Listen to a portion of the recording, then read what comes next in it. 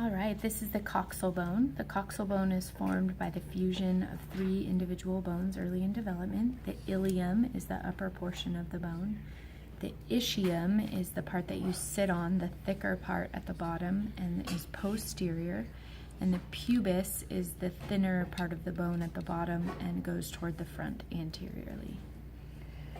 The acetabulum is the socket that's going to receive the head of the femur, so the acetabulum faces laterally.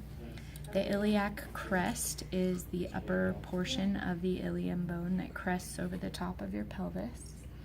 The iliac fossa is the smooth area on the medial side of the coxal bone, so on the opposite surface as the acetabulum faces, and there are 2 rough surfaces next to the iliac fossa.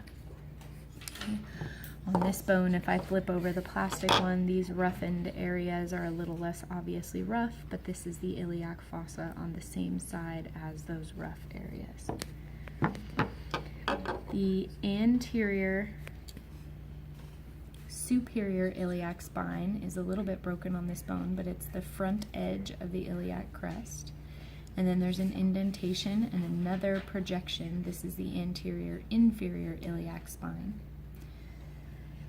The auricular surface is the roughened area that anatomists thought looked like an ear that articulates with the auricular surface of the sacrum. To me, it looks like a little baby footprint, and it's on the medial surface of the pelvis next to the iliac fossa. And then the iliac tuberosity is the roughened area just above the auricular surface. So on the plastic model, this would be the auricular surface, and these little projections are made to help the plastic model articulate with the sacrum. So these are man-added. And then this is the iliac tuberosity. The greater sciatic notch is this large indentation at the posterior of the bone. The sciatic nerve comes out of the sacrum and goes down into the backside of the leg through that notch. So it goes down this way. So the greater sciatic notch comes out to the pointed projection, the ischial spine, and then the indentation below that is the lesser sciatic notch. So greater sciatic notch, my finger then finds the ischial spine, and then the lesser sciatic notch. The obturator foramen is the large hole at the bottom portion of the bone. The ischial tuberosity is the roughened surface of the ischium bone that you would sit on at the back part of the bone.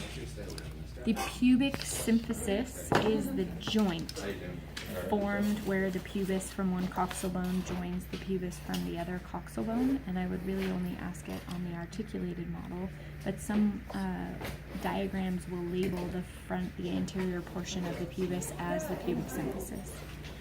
The pubic angle is the angle created where the 2 pubis bones come together, and then the pubis bone projects posteriorly from the pubic symphysis, and I can hold my fingers up kind of in an upside down V to the pubic angle to determine male versus female on an articulated pelvis.